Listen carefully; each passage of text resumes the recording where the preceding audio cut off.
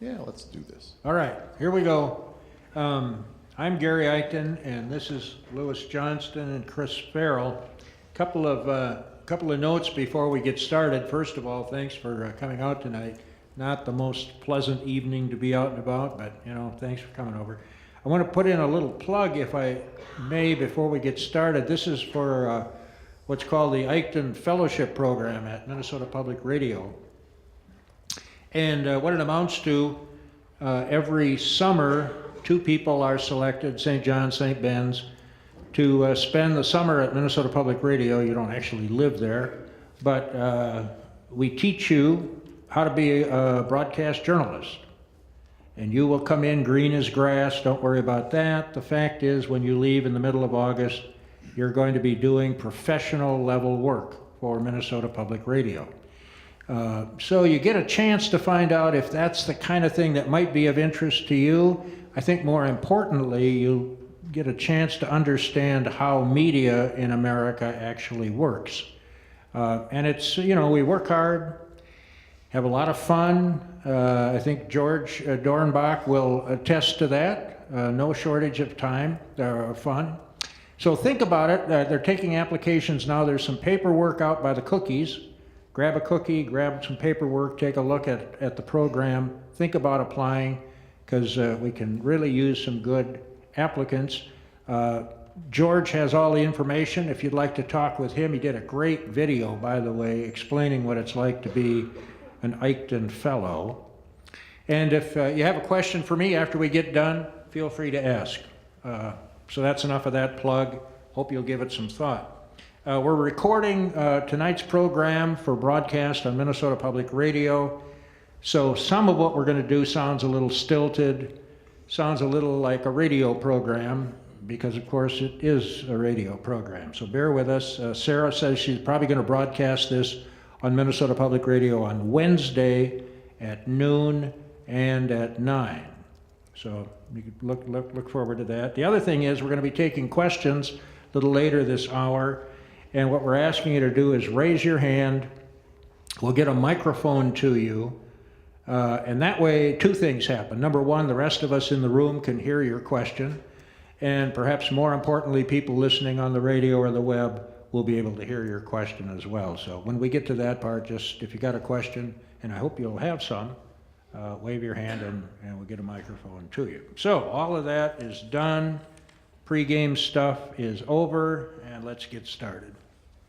Welcome to NPR News Presents, coming to you from the birthplace of Minnesota Public Radio, the campus of St. John's University here in Collegeville, Minnesota. I'm Gary Eichten, and it's that time of the year again when Chris Farrell and Louis Johnston join us to talk about the state of the economy as we come to the end of 2017 and get ready for the new year, 2018. Of course, Louis and Chris are longtime regulars here on Minnesota Public Radio. Louis teaches economics at the College of St. Benedict and St. John's University. You can follow his blog at louisjohnston.com/blog. And hear him on the radio, not only here on NPR, but also WCCO. Chris is a senior economics contributor to American Public Media's Marketplace program. He's featured regularly on Minnesota Public Radio and Wisconsin Public Radio. He's also a regular columnist for the Star Tribune and for Next Avenue. Gentlemen, thanks for being with us, and let's get right to the start of the program and some sordid details. Each year, at the end of these shows, we ask you to predict what will happen in the new year. We have used 2 measuring sticks, the Dow Jones 30 Industrial Average and the state and national unemployment rate. So, Chris, let's start with you. You said at this time last year that the Dow would gain a healthy 10% during 2017. Actually, the Dow is up over 20%, twice as good as you thought. I had the direction right. What happened? What happened? So the main thing that happened is we have the global economy is growing at the same time. And when you think about the Dow Jones Industrial Average, the Standard & Poor's 500, these are multinational corporations. So you're not just looking at what's happening in the US, but you're also, most importantly, what is happening in Europe. And Europe is where a lot of the gains are coming from. So even though the United States may not be growing that fast, I mean, we're getting close to the 10th year of an economic expansion. When you're looking at the major multinational corporations that are selling in Asia, they're selling in Europe, Latin America, United States, it's showing up. I think it is low inflation, low interest rates, and the global economy growing at the same time. Bubble approacheth? You know, we all want to think that there's a bubble coming. And I think there's too much enthusiasm in the market. So I, like just about everybody else, just kind of sits there and scratches, their head as the Dow Jones or the S&P 500 hit a new record. It seems like every day. Maybe it's every week, but it's again, this cannot continue. The volatility is really low. Safest forecast I can make, yes, there is going to be a downdraft in the market, but I do not think it is a bubble yet because the fundamentals of this global economy remain strong. Lewis, I am afraid that you weren't as optimistic as you could have been too. You said last year that the national unemployment rate at this point would be about 4.5% to 5%. Instead, it's only about 4%. Doesn't sound like a lot, but it is quite a bit. State unemployment rate is even lower. It's all the way down to 3.3%, below your 4% prediction. 17-year low state unemployment rate. And top that off, the unemployment rate in the Twin Cities metro area in October was a remarkable 2.3%. And it's even lower in some other Minnesota cities. Everybody who wants a job can get one, I guess. Why so much better than you and most anyone else expected? Well, I think there's two reasons. One of them is a good reason, and one of them is either a neutral or maybe even bad reason. The good reason is the economy's been growing faster than a lot of us expected. I think that global growth is really important, especially since there's a lot of export demand for American products. The thing that isn't so good, though, is that there's been a lot of people who've left the labor force. They've stopped searching, and so that's biasing that number downward. So, for example, one of the things that's really disturbing is men between 50 and 65 are not in the labor force looking for work at the rate that we would expect them to be. And so that's making the unemployment rate actually look lower than it is because they're neither in the labor force nor looking for work. They're just not there. So how much credit should President Donald Trump get for these relatively strong numbers? None. I don't think he should get any credit at all for this. If you look at the trends starting in like January of 2009, you basically could draw a straight line in terms of the unemployment rate falling, in terms of GDP growth, in terms of what's happening to inflation. I would not assign any credit whatsoever. Chris? So, well, the one place where you could say the administration's policies have had an effect recently is on the stock market, because something is going to come out of Washington, cutting taxes, all right? That's what we know. We can go into more detail about what that really means, but we just kind of know there's going to be some kind of a tax cut. And the way the tax cut is being designed, if you're an existing shareholder, those shares are going to be more valuable. That doesn't tell you anything about the future, doesn't tell you about future investment rates, whether we're going to see more business investment. But I think this recent bump in the stock market is reflecting anticipation of the tax cuts. Last year, this time, lots of uncertainty in the air. You gentlemen were talking about how it was almost impossible to predict what would happen. We have new administration in, talk of major changes, this, that, and the other thing.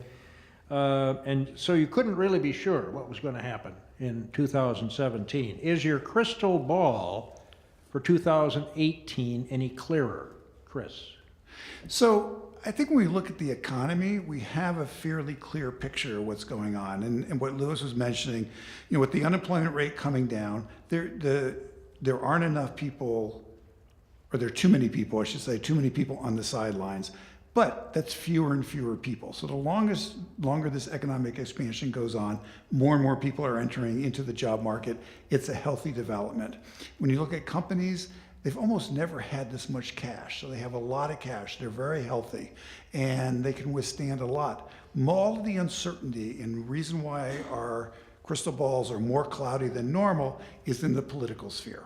And, I would not have expected what was once called a tax reform bill to be this tax cut bill that we've had that has taken a complicated tax system and made it more complicated. That's actually a real feat to do, but that's what we're seeing. So, and then is the North American Free Trade Agreement going to be ripped open or not? To what extent will it be ripped open? The forecasts are extremely weak. So I think if you look at the underlying fundamentals of the economy, I still think this is a positive economy. It's growing and it's going in the right direction, and the uncertainty is on the political realm. Lewis, is your magic 8-ball clear or is it cloudy? It's cloudy, and I agree with everything Chris said. I would add one thing we talked about, I think, last year quite a bit was the idea that, well, one of the things that then candidate and now President Trump had campaigned on was we need infrastructure spending. We need to have a big burst of infrastructure spending on roads and bridges and things.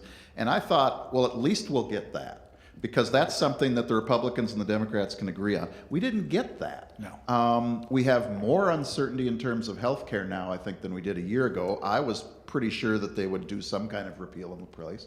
They didn't. The trade agreements, especially to me, are especially disturbing because right now we've got an integrated North American manufacturing economy. And as soon as you start tugging at any of the strings that connect those supply chains between Canada, the United States, and Mexico, that to me is taking some really big chances with the stability of the U.S. economy. All right, big news out of Washington, of course. Let's start with the tax bill. Senate passage of the tax bill still has to be reconciled with the House version. Might be some problems there, but basically they're expected to get that worked out maybe by Christmas. And as a result, President Trump has said that we can expect a, quote, big, beautiful Christmas present in the form of a tremendous tax cut. Is that an accurate description of what's going to come out of Washington on taxes? Lewis. Depends on who you are. There are some people who are going to get a very big Christmas present in terms of tax cuts, but for most of us, it's not going to make very much difference at all. And in fact, for some of us, over the course of the next 5 to 10 years, we're actually going to end up paying more in taxes. So no, I don't think that's an accurate representation. Chris? So I think this is one of the real disappointments that comes out of this administration is if you really want to grow the economy faster, and that is the right perspective to have, we need a faster growing economy. All your gains are going to come focusing on median income and below, because that's where a lot of the issues in the United States economy are associated. But what we've done is a tax cut that revives trickle-down economics. And we've had 2 decades of trickle-down economics. It has a relatively small impact. It doesn't make a whole lot of difference. And one of the things that really concerns me about it is, with this tax cut and the reliance on trickle-down economics, come next year when it's time to negotiate the 2018 Farm Bill, which is one of the big bills that will be discussed next year, or when it comes to Social Security or Medicare, you're going to hear more and more, Gary, this phrase, we can't afford it. And yet, if for whatever small amount of money some middle-class people, working-class people are going to get in the short term on the tax side, it is dwarfed by the importance of Social Security and Medicare, for example, to the quality of their everyday life as they get older, or to farmers who, the farm economy, corn is down half from what it was in 2012. Farm income has been declining since 2013. So again, there's some really important issues out there, and I expect what we're going to hear is, we just can't deal with that. Well, the administration, though, has argued that, look, when you give the corporations the big tax cut, which are included in the tax bill, give them a big tax cut, and all workers will eventually be better off, up to $4,000 more in their paycheck. And that's a lot of money over the course of a year. Is that true? Don't spend it ahead of time. No, and that's not over the course of a year either. That's like a gain over the course of the next 10 years. That's the cumulative. So $400 a month or a year? Yeah, so this isn't it isn't like you're going to get a check all of a sudden for $4,000 that just falls out of the sky. And Chris said it, so I'll say it too. It's this trickle-down idea. Right now we have an integrated global capital market so that firms can pretty much get their hands on money whenever they need it. They're sitting on billions of dollars of cash. This is not a problem with financing right now in terms of investment spending. This is something that is much more difficult to deal with. It's retraining the workforce and training the workforce. It's going after people who need jobs that are not in the typical places, where you've got to do some really serious searching. These are things that cost money. But I don't see that happening. I don't see economic policy going in that direction. It's basically just hoping that this stuff will work, and I don't think it will. All right. Neither one of you is keen on the tax bill. Give me, though, the best part of the tax bill. One thing in that tax bill you'd say, you know, that's a good idea. It's a heck of a good idea. Glad we're going to do it. Well, I think, doubling the size of the standard deduction is a good idea. Lowering the home mortgage deduction to $500,000, I think that's a good idea. Home mortgage deduction, we have, the housing market just has too many tax credits and deductions targeted toward it anyway. This is a step in that direction. So I would say that, those are two things that are, reasonable ideas, and doubling the standard deduction will simplify taxes for a number of people. Lewis? And I agree with that. Plus, I think that lowering the corporate tax rate is a good idea in the sense that it's always better to have the actual tax rate that you pay closer to what the law says. Because right now, we've got this big gap between the 35% rate that's on the books and what the corporations actually pay, what we call the effective tax rate. Getting that squeezed down would be really nice, but I don't think this bill really does very much to help with that. It does a little bit, but... A little bit, but one of the things that's surprising, if you look at most of the forecasts, Gary, they see a little bit of a kick from this, but not what you would expect if you're going from 35% to 20%. And part of it is the effective tax rate is much lower than the 35%. And, that's one of the reasons. But the other reason is there's a suspicion that this bill has kind of rewards certain kinds of businesses, but not other kinds of businesses. So if you're a subchapter S corporation or you're a limited liability, there's some issues about whether or not this becomes the Full Employment Act for accountants. Because if you are an architect, you're going to pay a pretty high rate. If you're a small manufacturer, you're going to pay a lower rate. And if you inherited the business and your brother-in-law does all the work, you're going to pay the lowest rate. So it's a little bit of a mishmash in there. And that's why it gets hard to say, lowering this rate isn't giving us... My reaction to this was, they should have really gone for tax reform. Cut the rate, get rid of as many deductions and credits as possible, and that would have been a good thing. Instead, they kind of cut the rate, but they kept a lot of the complexity. Okay, one more question on the tax bill. And that has to do with the criticism that, look, it's a giveaway to the rich, giveaway to the corporations, little guy's taking it, he's getting the short end of the stick here. Whether you agree with that or not, beside the point, from an economist standpoint, should we care about that? I think so, because for both, if you want to use the phrases macro and micro reasons. On a macro basis, if what you're trying to do is promote economic growth, as Chris said, trying to help people above the median household income is not going to give you very much. So it doesn't help very much there. The other micro kind of reason is that right now, one of the things that we've experienced over the last 40 years is whenever there's growth, all of it goes to a small segment of society and the rest doesn't see much. Median wages aren't growing very much. And we could have had a tax bill that was much better at rewarding work in terms of the median income. We could have had something that did something on the payroll tax, for example. So, yeah, that's... Chris? And I think there's a very important point here. One of the issues has been in the United States is widening income inequality. And there's lots of reasons why it's happening, and a lack of social mobility. And sort of common sense sort of tells you, but also you have economic research from the International Monetary Fund and other organizations that policies that do support the job market, the middle class job market, the working class job market, that they actually really do pay off in terms of higher economic growth. And we've had an experiment with trickle-down economics for the past 2 decades, and when you look at it, it has really not contributed that much to growth relative to some of the other policies. Another big story out of Washington this month, the looming government shutdown. Don't know if there will be a government shutdown yet, but if there is, will that really make much of a difference, again, to the average American? Obviously, it will roil the markets and this, that, and the other thing, but will the average person on Main Street actually notice that the government is shut down? Chris. So, we all are very, very aware of the tragedies in Houston, Florida, Puerto Rico, the wildfires in Northern California. And we're all grateful and thankful to the first responders that risk their lives, go in, save people's lives, help with the situation.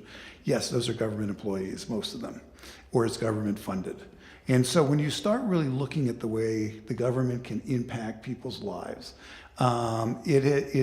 it's fundamental. It's whether or not the Social Security office is open or not. And Social Security offices are already not open that much as it is because their budgets have been cut. It's whether the IRS can be doing audits or not. So actually, I think it really does matter a lot, and it affects us in more ways than we would think. Louis, what do you think? Yeah, Chris started things off really nicely because it's the daily flow of life that the government ends up affecting. So are you going to get that Social Security check that you were counting on? Are you going to be able to renew some kind of license? That's more at the state level. But the daily stuff that you need to run your business or to run your life, is it going to be there for you? I mean, one of the fundamental things that economists look at when we look at how important government is in the economy and especially to economic growth is how good are the institutions? Are they reliable? Is there corruption? How well do they work? Institutions that work better promote economic growth, and I'm really concerned that right now our institutions are decaying in a way that they're going to hinder economic growth. And one of the things, Gary, is I think you can have very legitimate, fierce debates about the proper role of government and where government should be and shouldn't be, and those are important debates to have, and you can have real divides.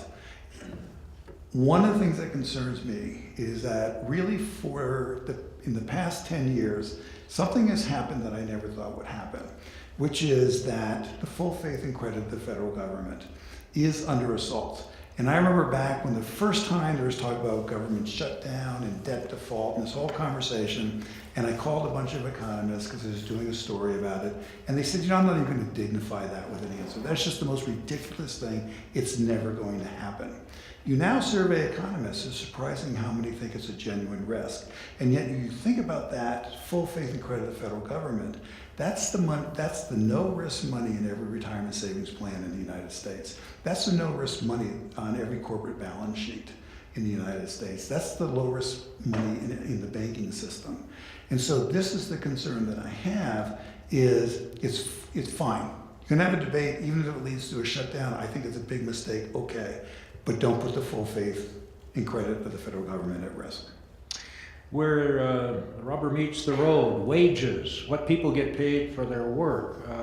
There's been a long-running concern that even as the labor supply has shrunk, labor shortage increasing, even as we've become more productive, blah, blah, blah, wages have not kept up. People are still getting paid essentially what they were many years ago. Finally, in 2017, has that started to change? Louis? Yes, we've actually been seeing real wage growth, real meaning if you take the wage that you get and subtract out inflation, it's actually getting bigger. Now, not by any great leaps or anything like that, I wish it were, but that's starting to show up. And I think that's one reason why you talked about the unemployment. I'm glad I was wrong about the unemployment rate. To me, the key to keeping this going is what economists call a high-pressure labor market, one where you've got low rates of unemployment, you've got workers in demand almost everywhere, you've got firms that have to go out there and train workers if they want them. That's really good. The more of that, the better. Chris? So one of the changes in our economy is we have moved much more to a contingent workforce, gig economy broadly defined. So if you think about the image that we still have about work, it's you work at one company, you work there for 30, 35 years. If you're laid off, it's for a brief period of time and then you're rehired.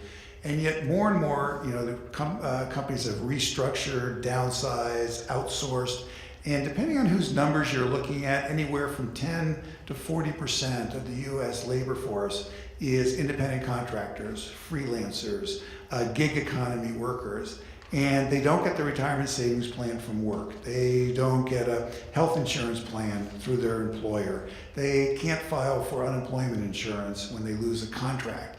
And so I actually think that's put an enormous downward pressure on wages, and because everybody who has a job, a full-time job, is kind of looking over their shoulder and knowing that this could happen to them. So the labor market's now tight enough where you're beginning to see some increases in wages. This is a great thing, but one of the reasons why I think it's taken so long to show up is this rise in the contingent workforce. I just want to add one thing, is that to tie back to what we were talking about earlier, which is, this is one of the reasons why this tax bill bothers me so much, is that it's a tax bill geared towards what used to be the economy. It's geared towards a large corporation, people working in the same job for 30 years kind of economy, when we don't have that anymore. And so if you're going to do public policy, you should at least look out the window and see the way the economy works today, rather than trying to craft tax policy for what things looked like 30 or 40 years ago. Now, President Trump said last year, elect me and I will bring jobs back to America. Has that happened in this first year? Any signs that that's actually occurring, Louis? No, and in fact, I don't mean to harp on the tax bill, but if you're going to cut taxes like this, this is probably going to lead to bigger trade deficits, which is probably going to lead to more job loss if you think that imports are the thing that's causing job losses. Chris? I mean, the job gains are really coming from, and I think just one clear theme of our conversation is just, we've had this long-term economic expansion, the unemployment rate now is getting low enough, and one of the most heartening aspects of this economy that we're in right now is that employers are more willing to hire people that they wouldn't have looked at 5 years ago. They're more willing to train workers that they wouldn't have been willing to train before. And so it is really opening up opportunities. It's not so much public policy bringing jobs back home. It's that frankly, the economy has been growing long enough, the labor market is tight enough that companies are starting to do things that we've been talking about as good things to do for the past couple of years, they're now doing. Another policy type question. Last year, you gentlemen talked at length about the need to share the wealth, share the benefits. It's time to stop paying lip service to for helping people who have been left behind, either because of trade agreements, environmental protections, you name it. People have been left behind. Time to really buckle down and help those folks. Is there any sign that has happened in 2017? Chris? So no, and this is probably one of the most upsetting aspects of the current environment that we're in. You see training programs for low-income workers are being cut, and there are budget cuts that are proposed to actually eliminate some of those programs. We have had a national emergency about opioids declared, but so far the follow-through has not been that great. You don't see a whole lot of effort going on to help people who have lost their jobs get another job. So no, I don't think there has been a lot done on that level to change prospects for people. Louis? I agree, and I think one way to characterize what's happened to economic policy is that certainly since the Second World War, the policy of the United States has been to grow the economic pie by opening itself to the rest of the world, by making it easier to do things within the domestic economy. And what current economic policy is on a track now for is to close the doors, shrink the pie, and then redistribute the pie to those who already have big slices. You said earlier, Chris, that we should brace ourselves for a sincere effort in 2018 to cut back on the entitlement programs, Social Security, Medicare, Medicaid, cut back on welfare, and suggesting that, again, the little guy is gonna get hurt. Question is, can the nation afford not to make significant cuts in those programs, given our spending levels? Absolutely. We're raising, without even blinking an eye, the defense budget by $700 billion. We are the wealthiest country in the history of the world. We can afford it. And this is actually, for a large part of our population, this is their retirement savings plan. Even with the tax cut, when you factor in the cost of that? Well, I think that this is going to be the discussion, and the pushback needs to be, yes, we can afford it. Oh, by the way, we may not be able to afford tax cuts the way they've been designed.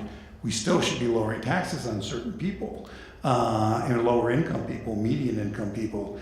But we can afford Social Security, we can afford Medicare, and in fact, I would argue we've entered into this trap where it's a debate between preserve what we have right now or cut it back, instead of how can we make Social Security and Medicare better, particularly since about a third of workers now, 60 and over, are still engaged in the labor force. So people are not retiring the same way, they're working longer, but our social policy has not adjusted to that. Could we have incentives to keep people in the workforce longer and yet still be able to tap into Social Security at the time? So that's the discussion we'd love to have, but we're not having that. It's all this, we can't afford it. And you just did remind me when you were saying about making things better for people, the Affordable Care Act has made things worse for people right now. People who, the Affordable Care Act needed to be improved, that's a classic example, but it was a step toward making health insurance available, comprehensive health insurance available toward a population that had not been covered before. That's now being gnawed away at, and that is making some people worse off too. Louis? Yeah, I think one way to think about this that some of my students who are probably here in the room are getting sick of me saying, but I think is really important, is that in the long run, the amount that the government spends has to match up to, in the long run, to what the government is willing to tax. And right now we're in this, I think, really dangerous position where people don't want to think about that. They want to reduce the amount that we pay in taxes over a long period of time, but not change the amount that they're willing to spend. And that's going to lead to a real fight over, well, which side of the ledger needs to go up? And I think right now we're being set up for a situation where, well, we have to reduce spending because we've reduced taxes to this level. No, it does not have to be that way. You could keep the spending where it's at or expand it some, and then grow the tax base in other ways. But this is a really fundamental disagreement. You're listening to NPR News Presents in our annual end-of-the-year checkup on the state of the economy. I'm Gary Eichten, joined again this year by the co-chairs of the old Midday Council of Economic Advisors, Chris Farrell and Louis Johnston. Louis teaches economics here at St. John's University and the College of St. Benedict. Chris is senior economics contributor to American Public Media's Marketplace program. And time now for some questions from our audience. Go ahead. Hi, my name is Samira Sheikh, and I'm a junior political science major. Going back to what you guys said about a good idea on the tax plan right now would be lowering home mortgage lowering the home mortgage deduction. I just want to know how you guys think this would affect millennials, considering a lot of millennials feel like we won't ever own a home in our life, and how that might actually in the future affect the real estate market, and how that would affect the millennial living in Minnesota compared to the millennial living in somewhere like New York City. Chris? So that's a wonderful question. I wish I could really talk about this for a long period of time because I find it absolutely fascinating. But the U.S. is an outlier if you look at the major industrialized nations, because we put all our benefits on home ownership rather than renters. And if you look at most other major industrialized nations, renters come out at least, somewhat better off than ours do here. And I think there is this sense, which I agree with, I think most economists would agree with, is we have so many tax advantages going toward home ownership as opposed to stocks or bonds. And in an ideal world, what you want it to be is that you would decide to put your money into stocks, put your money into a home, put your money into bonds, make your investment decisions, and not have it so tax advantaged and so tax directed that it does make sense for people to move into a home. And the other thing is this economy, when it goes down, you may want to move and then you can't sell your home. And it concentrates your assets, your wealth in one place. So the United States homeownership is always going to be a part of our identity, I think. And if you look at the millennials are the leading edge of buyers right now, but it's the older millennials. It's around, that 30 to 35, and we're starting families. So I think the tax code is too biased toward debt, and I think it's too biased toward home ownership. And I'd like to have other investments have a more level playing field, so that if for you, it made the most sense to rent and then save your money, you're not being disadvantaged by the tax code for making that decision. Question down here. Hi there, thank you for your presentation. I'm interested about the child tax credit in the Senate bill. They've currently proposed increasing the child tax credit from $1,000 to $2,000. Could you talk about maybe their intention behind that and what sort of effect it will have on the economy? Lewis? I don't think it'll have that much effect on the economy. It's a way to help people who have children meet the costs of that. And so I think it's a good thing in that way, but I don't think it's going to help that much. It would be better to have either a simpler tax code that lowered the rates in that area, or if you wanted to really help people out, you'd expand some of the more specific credits, like for example, for child care, or for create more programs for pre-K education. Those would all be really, I think, more bang for the buck. And can I just toss on one thing? So if you look at the OECD data, which is what, 23 nations? Oh, yeah. 30 nations. And you go back to the early, mid-1990s. In terms of women's labor force participation rate, the US was 5th, and around 5th. It's now, the last time I looked, 17 or 19. And what has happened is that a lot of other countries, in order to bring women into the labor market, have adopted family-friendly policies, not just toward children, but also toward taking care of aging parents, and paternity leave and maternity leave. So it's I would almost call them family-rich policies, and that has shown up where the labor force participation rate of women has grown in many of these nations, while in the U.S. it's gone down. And I think that is a real economic hit to our society and our economy. Another audience question here. Hello, I'm Jacob Check, a first-year political science and economics student, and this year President Trump nominated Jerome Powell to be the new Federal Reserve Board chair. What do you think that signals that the direction of the Federal Reserve is going to take in the coming year? Lewis?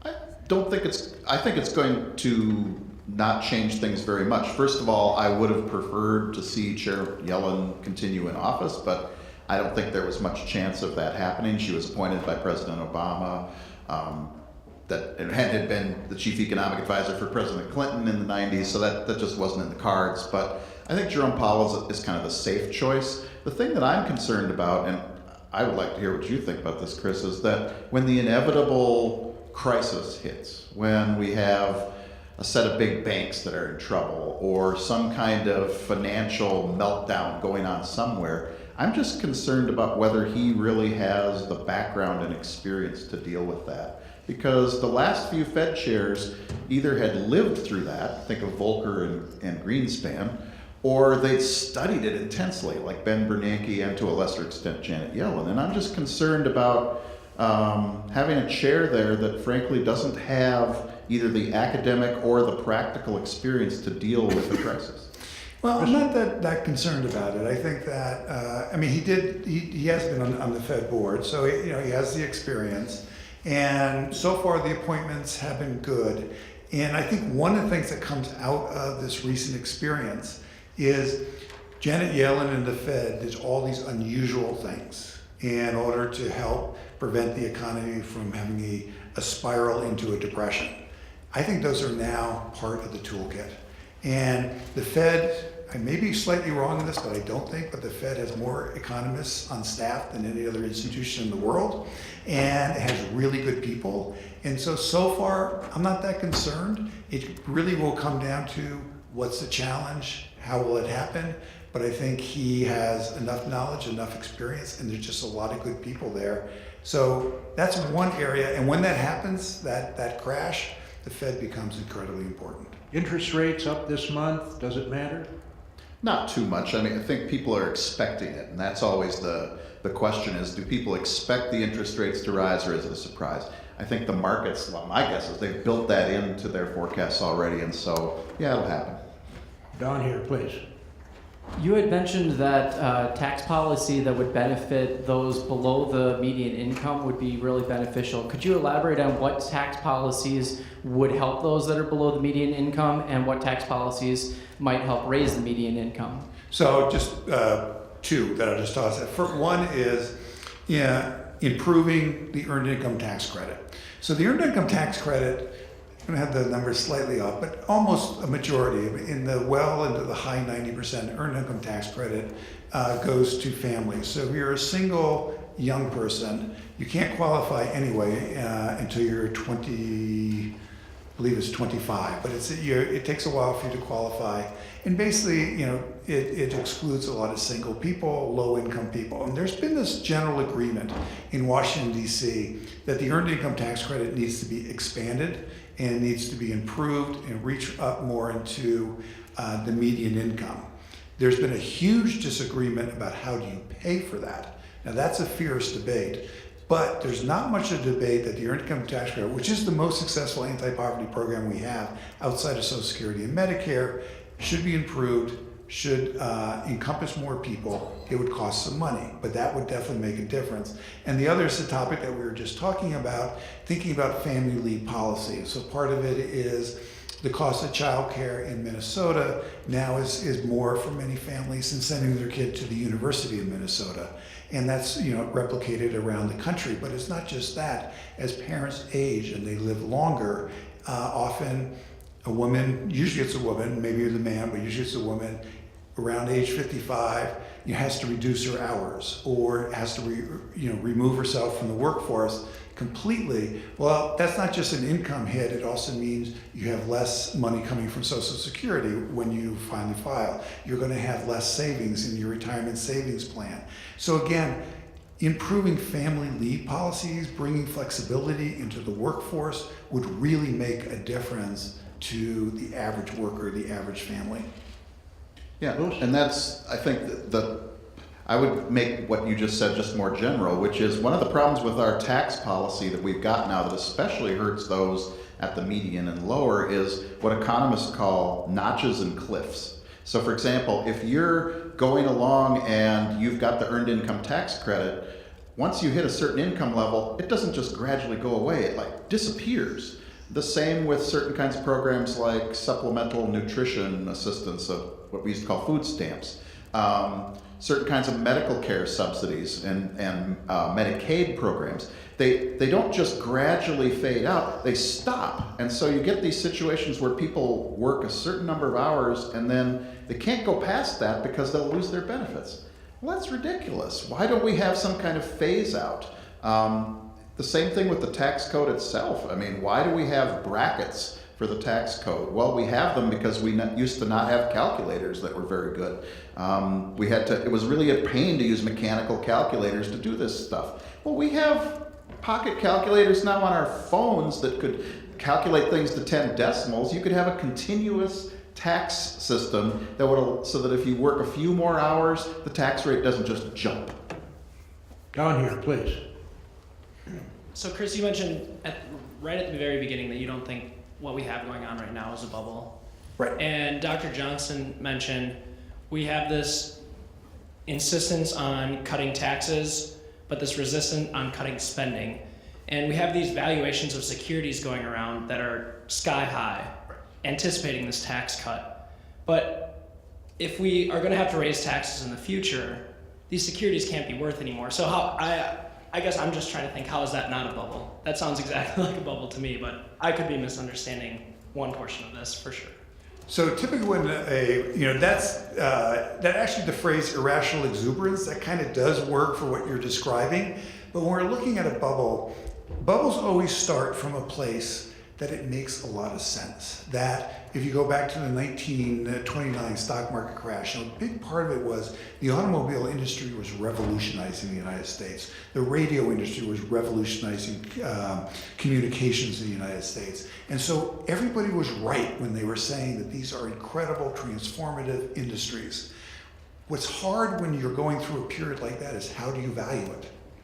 And then when at some point if people get overly enthused and they toss too much money into it, and it becomes based on the greater fool theory that I'm going to get out in time before you do because I'm going to sell you my shares or I'm going to sell you my home. So that's what also happened to the housing market. I think right now when you look at the technology stocks, I don't think they're actually in a bubble. There's actually some reasonable calculations that are going on there in terms of how is Apple's sales going to be, how dependent is it on the iPhone. So I don't see a bubble yet in terms of how investors, I don't see a bubble in the housing market. What I see in the housing market is prices have outrun incomes. Income growth is slow, housing prices have moved up. What, the question that was asked earlier, lots of people get priced out of the market. But we're also just seeing, this is what I expect will happen. At some point, the housing market's kind of slow down, it's going to stagnate, which is what it's been doing the last couple of months. And then things will slowly go back into balance. So bubble, these are historic episodes. And the hallmark is a bubble, is everybody asks themselves afterwards, how could everyone be so crazy? But beforehand, they're wondering, should I put my money in there? Mm-hmm. And I don't think the stock market's in a bubble right now, but that's the problem, is we can't tell. We can only do postmortems on bubbles. That's always the problem. The point you made about the taxes, though, going up in the future, I think there is a bit of a, what would you call it, a hot potato thing going on, where people are saying, well, they might raise taxes in the future, but it's not going to be till I'm out of the market. They're hoping. And they might be right, they might be wrong, we'll see. Or dead. Or dead. Yes, sir. Can you discuss the impact of the tax bill on charitable institutions? Louis? Right now, there's a little uncertainty about where that's going to go, but it could hurt quite a bit because right now, one of the things, if I remember right, in the personal tax code is that they're changing some of the rules for deducting, and in particular, if you double the standard deduction, are you going to see a change in charitable contributions from people who are down there in that area of the income distribution? I guess the one charitable, if you'll call it that, area that I've been thinking about a lot lately is the tax on college endowments right now. That certain institutions that have endowments, I can't remember what the criteria is, but I think it's $500,000 per student of endowment, are actually going to get taxed on that. What does that mean for donors who are going to go out and give money to colleges? I would hope that they would look at institutions that don't have these giant endowments and start to think about donating to them, but I'm afraid that they won't do that. They'll simply stop giving. What do you think, Chris? So I think there is a lot of discussion about increasing the standard deduction, which is, I think that is going to happen. Will that affect charitable giving? I'm kind of skeptical about that. And the reason is when you look, low income households as a percentage give more of their money away than upper income households. And it's driven largely by faith. That's one of the major reasons why people do it. So I think if you just raise the standard deduction, I don't see it having much of an impact on the lower income communities. Where it's going to have a bigger impact is when you have financial planners, and then financial planners start telling you, well, you may not want to give to this university because your money's not going to go as far than if you give it to another kind of institution. So whether or not the tax on endowments, large endowments, holds, I don't know. But that is definitely an attack not on charitable giving, but it is an attack on higher education and the way higher education is run. Okay, over here to the right. Hi, looking at electronic currencies such as Bitcoin, how do you see these changing in the coming year? Chris, can you give us old timers the elevator speech on what in the world is a Bitcoin? Whoa! So it's, in essence, it is electronic money created out of computer programs that has no central bank, it has no FDIC, and it has these programs where people go mining for coins. And the more coins you want to get, the harder it is to get them. And is there like a Fort And there's Knox? also, it's very hard to trace. So it is part of, it doesn't have to be, but it is part of the dark economy. Is there like a Fort Knox where you could go and get cash them in for gold or something? There are places where you can go, but then you trade among yourselves and you pay for it. So the real thing about Bitcoin is I'm in the camp that says Bitcoin is a bubble. This is truly a bubble, what's going on. Now, having said it's a bubble, that doesn't tell me anything whether it might go on for a year, whether it might go on for 4 years, it might go on for 5 years. You never know when a bubble is going to burst. But Bitcoin is a bubble. However, the technology is not. And so one of the things about bubbles that are absolutely fascinating is that bubbles, because they attract so much money and they attract so much brain power, is they end up transforming the economy in certain fundamental ways.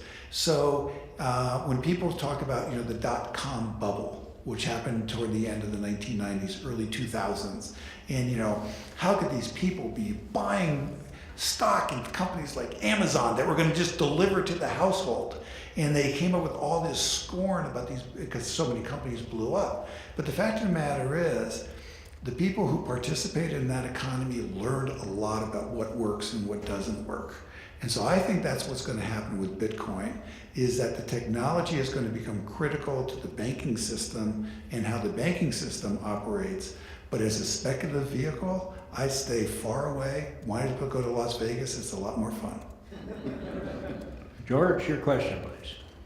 Yeah, as college students, and more specifically as a graduating senior here this spring, what's something that we should be paying most attention to in regards to our economy as we look forward to getting out in it? Lewis? I think one of the things that to do the most is to keep your flexibility. And what I mean by that is, too often in school it's an emphasis on learning particular skills that you can then apply when you get out. One of the things that I emphasize about a liberal arts education, like here at St. John's and St. Ben's, is we want you to get certain habits of mind and habits of thought, so to speak, that can then be applied in lots of different ways. So my immediate reaction when you asked the question was, go out and learn another language as soon as you can, because the sooner you learn it, the sooner that's going to be in your toolkit of tools that you can use to do whatever it is you're going to do out in the world. The other thing that I keep urging a lot of students to do is try and pay attention to what's going on in the world now and make it a habit. So for example, if you aren't reading The Economist magazine or something that opens you up beyond the United States, start doing it now, because the world's only going to shrink.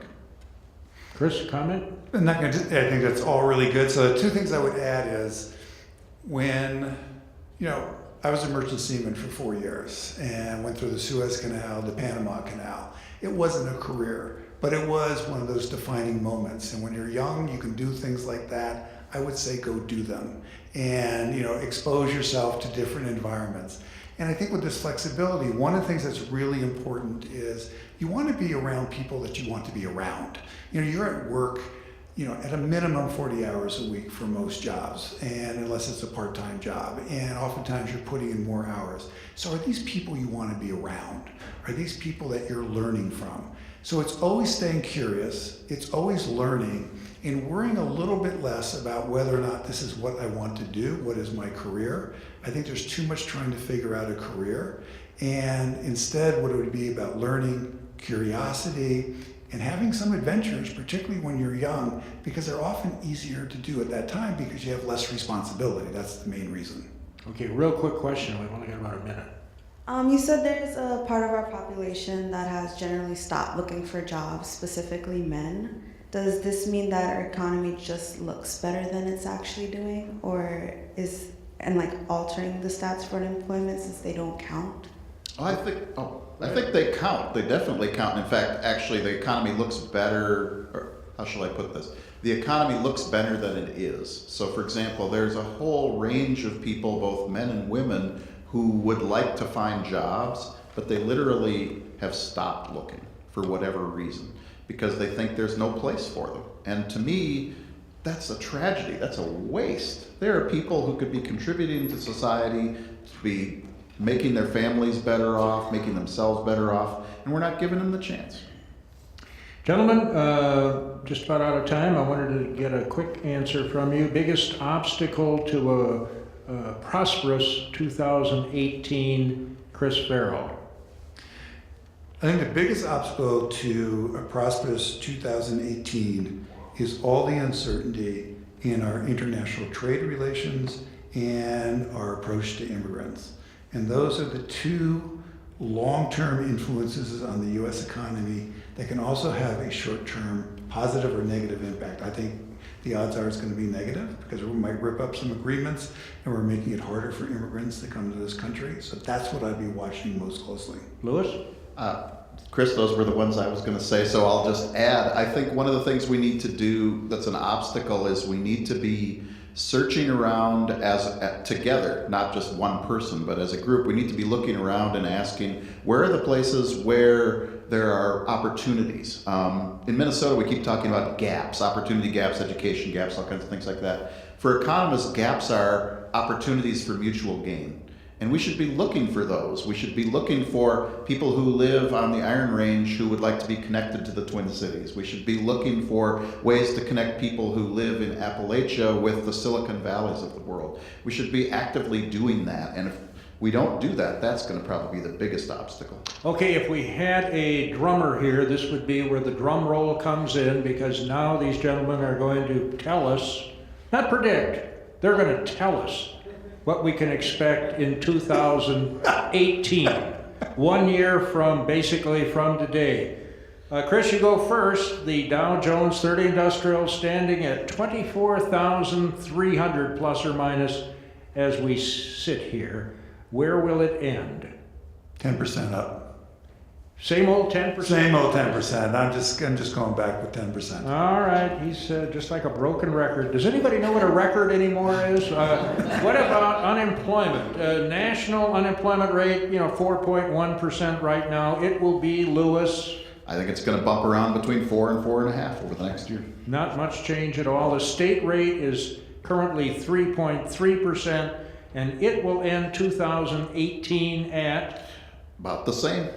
It's going to bump along just like it's been the last 2 years. So can I add one thing to this? Yes. I think that those unemployment rates that he was just mentioning, I think he's right, that's the right range to think about, but they're going to be real unemployment rates. It's not going to be that we're saying it's a 4%, but there's a lot of people being excluded from the market. Well, everybody's going to get sucked. We're going to say a lot more people are going to be engaged, so it's going to be much more of a true number as opposed to some of the questions around the current numbers. That's all the time we have. Our guests, American Public Media's senior economics contributor Chris Farrell and Lewis Johnston, who teaches economics here at St. John's and the College of St. Benedict. Thanks so much, gentlemen. Thanks to all of you here in the audience and all of you listening on the radio or the web. We'd also like to thank our co-sponsors, the Eugene McCarthy Center for Public Policy and Civic Engagement, and the Chair in Critical Thinking at St. John's University and the College of St. Benedict. From the campus of St. John's University, I'm Gary Eichten. Have a great holiday season.